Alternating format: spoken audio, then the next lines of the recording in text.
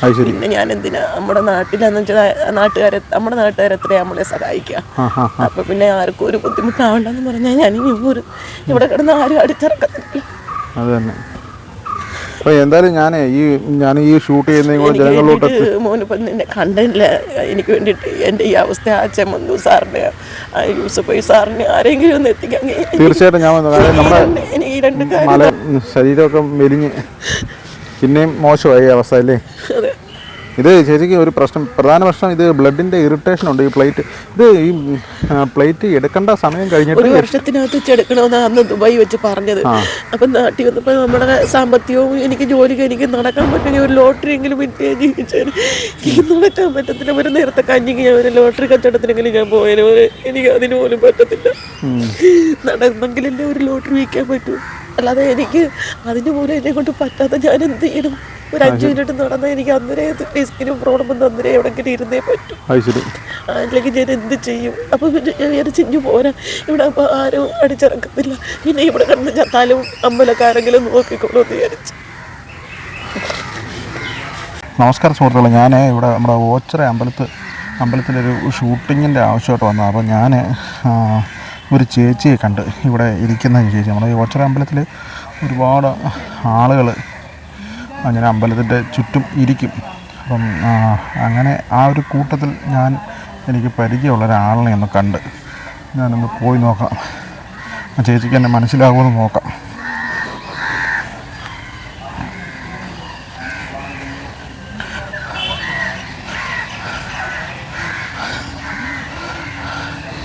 ചേച്ചി,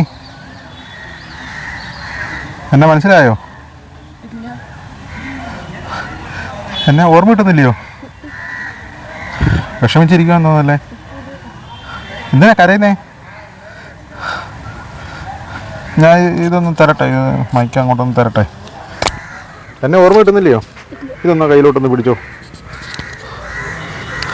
കഴിഞ്ഞ പ്രാവശ്യം കുറച്ച് നാൾ മുമ്പ് ഞാൻ ചേച്ചിയുടെ ഒരു വീഡിയോ ഷൂട്ട് ചെയ്യാനായിട്ട് വന്ന ഓർമ്മയുണ്ടോ? ചേച്ചിയുടെ വീട്ടിൽ കുറച്ച് നാൾ മുമ്പാണ്. ഞാനിവിടെ അമ്പലത്തിൽ ഷൂട്ട് ചെയ്തുകൊണ്ടിരുന്നപ്പോൾ ചേച്ചി ഇവിടെ ഇരിക്കുന്നുണ്ട്. ഓർമ്മ വന്നോ? എന്തു പറ്റി വിഷമിച്ചിരിക്കുന്നേ? ബാങ്കിൽ നിന്ന് ഒരു കടക്കാടയില്ല, ഒരു വീടും വസ്തു മേടിക്കാൻ 15 ലക്ഷം രൂപ ഒരു വീടും വസ്തു മേടിച്ചായിരുന്നു.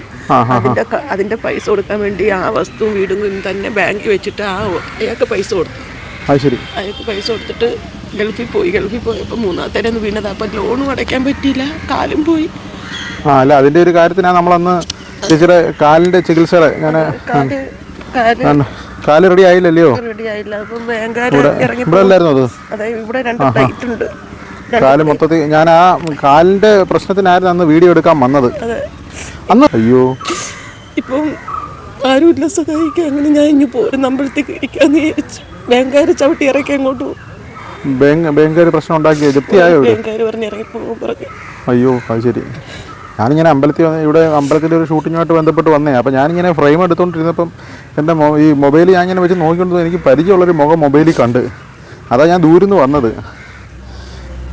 ആരും സഹായിക്കാനും ഇല്ല, എങ്ങും പോകാനും ഒരിടമില്ല. അപ്പം ഞാൻ വിചാരിച്ച് ഇവിടെ വന്നിരിക്കാൻ വിചാരിച്ച് ബാങ്കുകാർ ഇറക്കി വിട്ട് അങ്ങോട്ട് പോകും. പിന്നെ കാലുകൊണ്ട് നടക്കാനും ബുദ്ധിമുട്ടാണ്. ഓപ്പറേഷൻ ചെയ്യാതെ ഒന്നും നടക്കത്തില്ല. എന്നെ ആർക്കും വേണ്ട, എന്നെ ആരും സഹായിക്കത്തുമില്ല.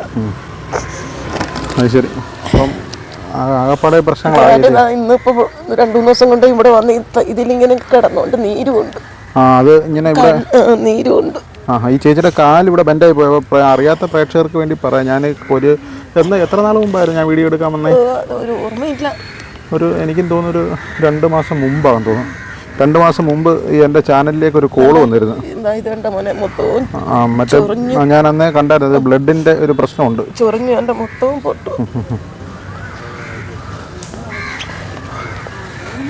അങ്ങനെ ഇവിടെ ഇരുന്ന് ആരും അടിച്ചിറക്കത്തില്ല, ആരുടെ അടിയും കൊണ്ടല്ല, ആരുടെ അടിയും മേടിക്കണ്ട. ഇവിടെ ഇരുന്ന് ആരും ഒന്നും പറയത്തില്ലല്ലോ മോനെ, അതുകൊണ്ടാണ് ഇനി പോരുന്നത്. വീട് പട്ടിണിയാണ്, ഒന്നുമില്ല, അരിയില്ല, സാധനങ്ങളൊന്നുമില്ല, ആരും വാങ്ങിച്ചു തരാനോ ഒന്നുമില്ല. അന്നേരം പിന്നെ ഞാൻ പോരുന്നല്ലേ നല്ലത്. ഇവിടെ ആകുമ്പോൾ കഞ്ഞിയെങ്കിലും കിട്ടുമല്ല. അങ്ങനെ വന്നതാണ്. പിന്നെ എനിക്ക് 2-3 പേര് ഇച്ചിരി ഒരാൾ 10 രൂപ വന്നു. അപ്പോൾ ഇരിക്കുന്നുണ്ട് ഒരാൾ എനിക്ക് 2 മിഠായി എന്ന്, പിന്നെ ചില്ലറ പൈസ വന്ന് ചായെങ്കിലും മേടിച്ചു. അത് ശരി. വീട്ടിൽ നിന്ന് ബാങ്കിൽ ഇറക്കിയിട്ട് അവിടെ ചോറ് വെക്കാനൊന്നും ഓപ്പറേഷൻ ചെയ്യണമെങ്കിൽ എന്നെ കൊണ്ട് പറ്റത്തില്ല. ഒരാഴ്ചത്തിൽ 10-15 ഒക്കെ ചോദിക്കുന്നത്, 15 ലക്ഷം രൂപയൊക്കെ ചോദിക്കുന്നത്. എനിക്ക് അതിന് നിവർത്തിയില്ല, പിന്നെ കിടക്കാണോ ഇല്ല. അത് ശരി. അന്ന് ആ വീഡിയോ ഇട്ടിട്ട് പോരുന്നതിന് ശേഷം ഞാൻ വിചാരിച്ചു ചേച്ചിക്ക് എന്തെങ്കിലും ഒരു എമൗണ്ട് കിട്ടി കാണും എന്നാ ഞാൻ കരുതിയത്. ഇല്ല, അവരൊക്കെ പറയുന്നത് ഞാൻ കള്ളം പറഞ്ഞാണെന്ന് ഒക്കെയാ പറയുന്നത്. അതുകൊണ്ട് ആരും പൈസ അയച്ചില്ല.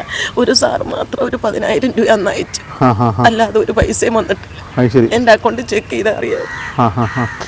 അങ്ങനെ എപ്പോഴാ വന്നേ? എനിക്ക് ആത്മഹത്യ ചെയ്യാൻ പോലും എനിക്ക് പറ്റത്തില്ല ഈ കാലം കൊണ്ട്. എങ്ങനെ ഇല്ലെങ്കിൽ ഞാൻ ആത്മഹത്യ ചെയ്തേനെ. എനിക്ക് ഭീഷണിയൊന്നും പറയല്ല മോനെ, സത്യം പറയുന്നത്. കാരണം ആരും ഇല്ല. ഞാനിങ്ങനെ വളരെ യാദൃശ്ചികമായിട്ട് പോയപ്പോൾ കരയണ്ട കേട്ടോ. നമുക്ക് എന്തെങ്കിലും ഒരു നമുക്ക് ഇത് സംവിധാനം ചെയ്യാം. ചേച്ചി വിഷമിക്കണ്ട. ഞാനിപ്പോൾ ഇങ്ങനെ കാണുമെന്ന് ഒരിക്കലും പ്രതീക്ഷിച്ചില്ല ഇവിടെ. ഞാൻ വന്നിട്ട് 2 ദിവസം. അത് ശരി. അങ്ങനെ വീട്ടിൽ നിന്ന് വിഷമിച്ചിറങ്ങിയതല്ലേ. അപ്പോൾ പ്രേക്ഷകർക്ക് മനസ്സിലാക്കാൻ വേണ്ടി പറയാം. ചേച്ചിയുടെ പേരെന്തോ? ഞാൻ പേര് മറന്നുപോയി. എൻ്റെ പേര് ഗീത. ഗീത. നമ്മുടെ സ്ഥലം നല്ലില. ഈ നല്ലില എന്ന് പറയുന്ന ഒരു സ്ഥലത്തായിരുന്നു ഈ ചേച്ചിയുടെ വീട്. ഞാൻ 2-3 മാസം മുമ്പ് നമ്മുടെ ചാനലിലോട്ടൊരു കോൾ വന്നിട്ട് ഈ ചേച്ചിയുടെ വീട്ടിൽ പോയതാണ്. അപ്പോൾ അവിടുത്തെ അന്ന് സാഹചര്യമൊക്കെ വളരെ മോശമായിരുന്നു. അപ്പോൾ ആ സാഹചര്യമൊക്കെ നമ്മളന്ന് ഷൂട്ട് ചെയ്ത് ജനങ്ങളിലേക്ക് എത്തിച്ചിരുന്നു. അപ്പോൾ ഈ ചേച്ചിയുടെ കാല് എവിടെ വെച്ചായിരുന്നു? ആക്ച്വലി ദുബായിൽ വെച്ച് 3-ാം തലേന്ന് വീണതാ. ദുബായിൽ വെച്ച് അന്ന് കാല് വീണ് ഫുൾ ഒടിഞ്ഞ് തിരിഞ്ഞു പോയി. ഈ കടക്കാടൻ പോവാതിരിക്കുക, ഈ കടക്കാടത്തിന് വേണ്ടി പോയതാ. ബാങ്കിൽ ഇരിക്കുന്ന കടക്കാടത്തിന് വേണ്ടി 15 സെന്റ് വസ്തുവും വീടും മേടിച്ചതാ. അതിന്റെ കട അത് ബാങ്കിൽ വെച്ച് മേടിച്ചാക്ക് പൈസ കൊടുത്ത് അതിന്റെ കടത്തിന് വേണ്ടി പോയത്. കടം തീർക്കാൻ വേണ്ടി ദുബായിൽ പോയതാ. 3-ാമത്തെ നിലയിന്നല്ലേ വീണേ? ഞാൻ ഓർക്കുന്നുണ്ടെന്ന് പറഞ്ഞത്. 3-ാമത്തെ നിലയിൽ നിന്ന് വീണ് ഈ ചേച്ചിയുടെ കാല് ഫുള്ള് ഇങ്ങനെ ഉൾട്ട തിരിഞ്ഞ് കണ്ടിവിടെ കണ്ടെന്ന് ഇതിങ്ങനെ ഫുള്ള് ഇവിടെ കട്ടായി പോയി. ഇതിങ്ങനെ എപ്പോഴും ഷിവർ ചെയ്തുകൊണ്ടിരിക്കും. അതുകൊണ്ട് ഇതിനകത്ത് എത്ര പ്ലേറ്റാണ്? 2 പ്ലേറ്റുകൾ. ഈ പ്ലേറ്റുകൾ ദുബായിലെ ഇതിലല്ലേ ഇട്ടത്? ദുബായിലേതല്ല. അത് ഇവിടെ എടുക്കണമെങ്കിൽ ഒരുപാട് പൈസയാണ് ഇവിടുത്തെ ഡോക്ടർമാർ ചോദിക്കുന്നത്. അപ്പോൾ നമുക്ക് കൊടുക്കാൻ നിവർത്തിയില്ല. പിന്നെ വെയിഡും ഇല്ല. ശരി. അവർ പറഞ്ഞ് ഇറങ്ങിപ്പോകാൻ പറഞ്ഞു, ബാങ്കുകാർ ഇറങ്ങിപ്പോകാൻ പറഞ്ഞു. എനിക്ക് പോകാനിടമില്ല. ചേച്ചിയുടെ വീട് ഞാൻ ചെന്ന അവസ്ഥയിൽ പിന്നെ വീട്ടുകാർ ജപ്തി നോട്ടീസൊക്കെ ഒട്ടിച്ചിരുന്നേ ചേച്ചിയുടെ വീട്ടിൽ. അപ്പോൾ ഈ ചേച്ചിയുടെ കാലേ കിടന്ന് കമ്പി കിടക്കണമെങ്കിൽ എൻ്റെ 15 ലക്ഷം രൂപയോളം ചിലവുണ്ട്. കാര്യം ഇത് ഇന്ത്യൻ രീതിയിലല്ല ഇട്ടിരുന്നത്. ദുബായിലെ ഹോസ്പിറ്റലിൽ അവിടുത്തെ ഈ മറിഞ്ഞതിന് ശേഷം അവിടുത്തെ സർക്കാരല്ലേ ചികിത്സ ചെയ്തേ? അവിടുത്തെ സർക്കാരാണ് ചേച്ചികളെ ചികിത്സ ചെയ്തത്. പക്ഷേ അന്നേരം ഇതിനകത്ത് അവിടെ ദുബായിലെ ഏറ്റവും ടോപ്പായിട്ടുള്ള ഈ സ്റ്റീലിൻ്റെ കമ്പികൾ, കുറേ കമ്പികളൊക്കെയാണ് ഇട്ടിരിക്കുന്നത്. കുറേ കമ്പികൾ, പ്ലേറ്റുകൾ കിടപ്പില്ലേ? അതെ, ഇതിൽ മുട്ടയിൽ 2 എണ്ണം ഉണ്ടായിരുന്നു. ഈ മോളിന് കിടന്നത് അവരെടുത്ത്. പിന്നെ ഇതിനൊരു ഓപ്പറേഷൻ ഉണ്ട്, മറ്റേ കണങ്കാലില് ഡിസ്കിന് ഓപ്പറേഷൻ ഉണ്ട്. ഡിസ്ക് കൊണ്ട് എനിക്ക് നടക്കാൻ പറ്റത്തില്ല, ഇരിക്കാൻ പറ്റത്തില്ല. അപ്പോൾ ഒരാഴ്ച കൊണ്ട് വീട്ടിലങ്ങ് ചുരുണ്ടുകൂടി കിടന്ന കാര്യമില്ല. പട്ടിണി ആയപ്പോൾ ഞാൻ വിചാരിച്ചിങ്ങ് പോരായിരുന്നു. ആരെയും ബുദ്ധിമുട്ടിപ്പിക്കണ്ടെന്ന് വിചാരിച്ചിങ്ങ് പോരുന്നു. അത് ശരി. ഞാൻ കാണത്തില്ലായിരുന്നു. ഞാൻ ഇങ്ങനെ ഷൂട്ട് ചെയ്ത് പോയപ്പം ഞാൻ ഇങ്ങനെ വെറുതെ സൂം ചെയ്ത് നോക്കുമ്പോൾ ഏതോ പരിചയമുള്ളൊരു മുഖം. ഞാൻ പെട്ടെന്ന് എനിക്ക് പിടിയിട്ടില്ല. പിന്നെ ഒന്നുകൂടെ നോക്കിയപ്പോൾ എനിക്ക് മനസ്സിലായി ഞാൻ കണ്ടിട്ടുള്ളതാണ്. അതാണ് ഞാൻ ഓടി വന്നത്. ചേച്ചിയുടെ അവസ്ഥ വളരെ മോശമാണ്. പിന്നെ എനിക്ക് അന്ന് പറഞ്ഞില്ലേ മോൻ്റെ അടുത്ത് എനിക്കൊരു മോളുണ്ട്, മോൻ സുഖമില്ലാത്തതാണെന്ന് ഞാൻ ഓർക്കുന്നുണ്ട്. സുഖമില്ലാത്ത ഒരു മോനാണ്. മോനെയും കൊണ്ട് എന്നെ നോക്കാൻ പറ്റത്തില്ല, അവന് മാനസികമായിട്ട് ഇച്ചിരി വിഷയമുള്ളതാണ്. പിന്നെ മോളുണ്ട്. അങ്ങനെ ഇവിടെ വന്ന് കഞ്ഞിയും മേടിച്ച് കുടിച്ച് ഇവിടെ കിടന്നേ അല്ലേ? ചേച്ചി വിഷമിക്കണ്ട. ഞാൻ എന്തായാലും ഈ ഒരു വീഡിയോ കൂടെ നമ്മുടെ പ്രേക്ഷകരിലോട്ടൊന്ന് എത്തിക്കാം. എന്നെ അക്കൗണ്ട് നമ്പർ തന്നത് എൻ്റെ കയ്യിലുണ്ടെന്ന് എനിക്ക് തോന്നുന്നു. ഞാനത് ഇതിനകത്ത് ആഡ് ചെയ്യാം. ആരെങ്കിലുമൊക്കെ ചേച്ചിയെ വിളിച്ച് നമ്മുടെ മലയാളികൾ തീർച്ചയായിട്ടും ഈ വീഡിയോ നമ്മുടെ ബോബി ചമ്മണ്ണൂരോ അതുപോലെ തന്നെ നമ്മുടെ യൂസഫ് അലി സാറോ ആരെങ്കിലും ഏറ്റെടുക്കണം കേട്ടോ. ഈ അമ്മയുടെ കാലം ഇങ്ങനെ ഇതായിപ്പോയി. ഇത് മാംസം വെട്ടി വെച്ചാണോ?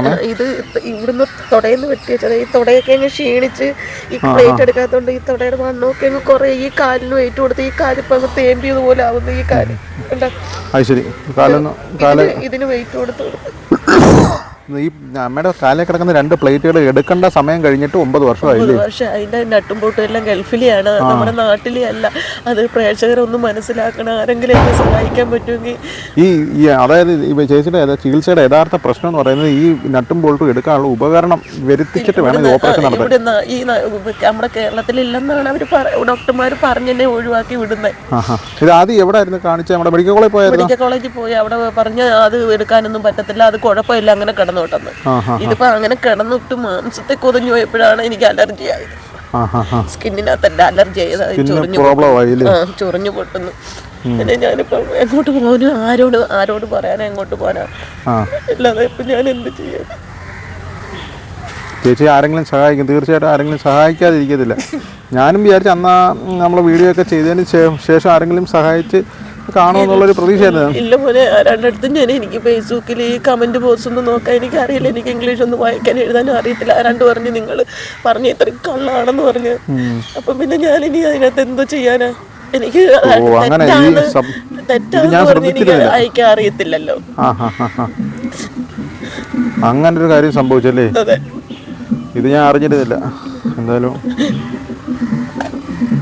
പ്രേക്ഷകരിലോട്ട് നമുക്ക് എത്തിക്കാം നമ്മുടെ കാര്യം. നമുക്ക് നമ്മൾ ബോബി ചെമ്മണ്ണൂർ സാറോ അല്ലെങ്കിൽ നമുക്ക് യൂസഫലി സാറോ ആരെങ്കിലും സഹായിച്ചാൽ എന്റെ വസ്തു ഞാൻ ഈ ഒരു കടക്കാടത്തിന് ഗൾഫിൽ പോയത്, അത് വാങ്ങിച്ചിട്ട് ആ വീടും വസ്തുവും കൊണ്ടുവന്ന് ലോൺ വെച്ചിട്ട് മേടിച്ചാക്ക് പൈസ കൊടുത്ത് ആ കടം ബാങ്കിൽ നിന്ന് എടുക്കാനാണ് ഞാൻ പോയത്. ഇപ്പൊ അതും പോയി, ഇതും പോയി, ഈ കാലും പോയി, വീടും പോയി, ചേച്ചിയുടെ കാലും പോയി. ചേച്ചിയെ സംരക്ഷിക്കാനും ആരുമില്ല ഇപ്പോൾ അല്ലേ?